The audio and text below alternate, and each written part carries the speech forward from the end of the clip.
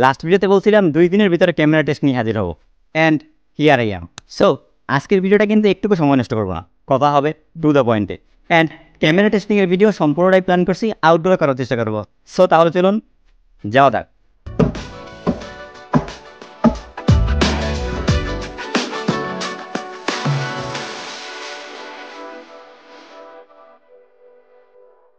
আসসালামু আলাইকুম, কেমন আছেন সবাই? আজকের ভিডিওটার ইন্ট্রোটা পাইছেন আপনারা ওই জায়গাতে, অ্যান্ড ওইখানে এখন অনেক রোদ আছে, ভিডিও করা প্রায় ওইখানে অসম্ভব, কোয়ালিটি ওরকম ভালো আসে না।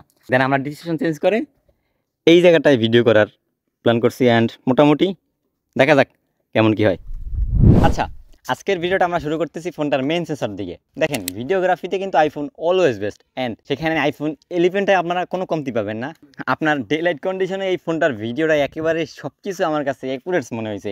ওই রকম কোনো নেগেটিভ দিকে আমি পাচ্ছি না, কজ দেখেন 35,000 টাকা কিন্তু এই ফোনটা পাচ্ছেন, অ্যান্ড এই ফোনটা কিন্তু আপনারা ডিসপ্লেটা অনেক বাজে পাচ্ছেন, সেটা কিন্তু আমি আগের ভিডিওতে বলছি। অ্যান্ড এইটা যে ভিডিওগ্রাফি, সেইটা আপনারা 35,000 টাকা একেবারে ওয়ান অফ দি বেস্ট পাবেন, এটা বলতে পারি। বাট আমি আপনাদেরকে কিন্তু অনেকগুলো ভিডিও দেখাচ্ছি বিভিন্ন কন্ডিশনে। আপনারা প্রথমে এই ভিডিওটা দেখেন, এটা ছিল আপনার একেবারে ডিরেক্ট সানলাইটে ভিডিওটা করা, অ্যান্ড এখানে যদি ভিডিওটা দেখেন সেক্ষেত্রে আপনার একেবারে সানলাইট ব্যাকগ্রাউন্ডে রেখে ভিডিওগুলো করছি, অ্যান্ড সেখানে ভিডিও রেজাল্টটা কিন্তু যথেষ্ট প্রশংসনীয় ছিল। অ্যান্ড এই ভিডিওটা করা হয়েছিল আপনার মাগরিবের আগেকার সময়। এখন এই ভিডিওটা একটু কুল টোনে দেখা যাচ্ছে, এবং যেহেতু 2019 সালের ফোন, তখনকার সময় আপনার প্রত্যেকটা ফোনে কিন্তু সেন্সর সাইজটা ছিল ছোট, অ্যান্ড সেখানে আইফোন 11টারও কিন্তু সেন্সরটা তেমন বড় ছিল না। বাট লো লাইটের যে ভিডিওগ্রাফিটা একেবারে ডিসেন্ট বলবো, কারণ সাধারণত লো লাইটে আপনারা কিন্তু ওইরকম কেউ ভিডিও করেও না, সেক্ষেত্রে আপনারা এই ভিডিওটাই মোটামুটি একটা অল্প ধারণা পেয়ে যাবেন। অ্যান্ড মেইন সেন্সরের পাশাপাশি আপনারা আলট্রা ওয়াইড সেন্সরও পাচ্ছেন, অ্যান্ড এই আলট্রা ওয়াইড সেন্সরে আপনারা 4K তে 30 FPS and 60 FPS video shoot করতে পারবেন। আলট্রা ওয়াইডের ভিডিও কোয়ালিটিটা একেবারে দি বেস্ট। এই প্রাইস পয়েন্টে আলট্রা ওয়াইডে 8 থেকে আমার মনে হয় অন্য কোনো ফোনে বেটার পাবেন। ডে লাইট কন্ডিশনে যদি ফোনটা আপনারা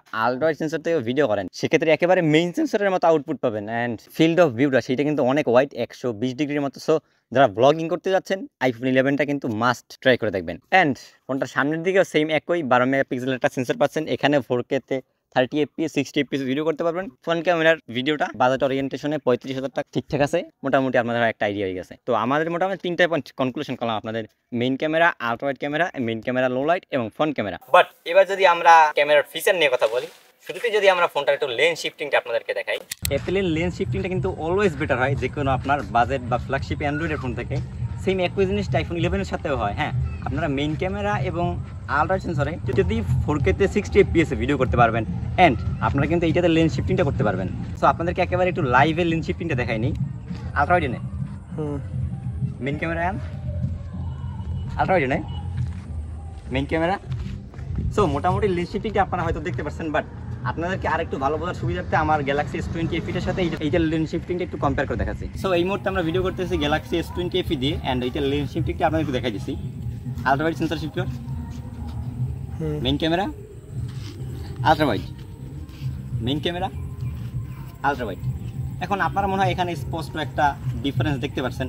বাকি থাকছে কিন্তু আরও একটা স্টেবিলাইজেশন। হ্যাঁ, আইফোন 11টার স্টেবিলাইজেশনটা কিন্তু ভাই যথেষ্ট ভালো, অ্যান্ড ফোনটার মেইন সেন্সরে কিন্তু আপনারা ওআইএস এর পাশাপাশি ইএসটাও পেয়ে যাচ্ছেন। তো মেইন ক্যামেরার যে স্টেবিলাইজেশন, এইটা কিন্তু যথেষ্ট ভালো। আপনারা হয়তো দেখতে পাচ্ছেন কীরকম স্টেবল হচ্ছে, এবং আলট্রা ওয়াইড সেন্সরে আপনারা কোনো ওআইএস পাচ্ছেন না, বাট ইএসে আলট্রা ওয়াইড সেন্সরটা কিন্তু স্টেবল হয় একেবারে পুরোপুরি মারাত্মক। অ্যান্ড আমি কিন্তু আপনাদেরকে আগেই বলছি, আইফোন 11টা কিন্তু এই প্রাইস পয়েন্টে ভিডিওগ্রাফির জন্য one of the best. And আপনাদের সাথে এতক্ষণ এই 5টা পয়েন্ট শেয়ার করলাম, এইগুলো হচ্ছে কি একটা ফোনের মেইন ভিডিওগ্রাফির প্রায়োরিটি। সো তাহলে আজকের মতো আমরা ভিডিওটা এই পর্যন্ত শেষ করতেছি, অ্যান্ড খুব শীঘ্রই আবার আপনাদের সাথে নতুন কোনো ভিডিও নিয়ে দেখা হচ্ছে। সে পর্যন্ত ভালো থাকবেন, সুস্থ থাকবেন। আসসালামু আলাইকুম। Thanks!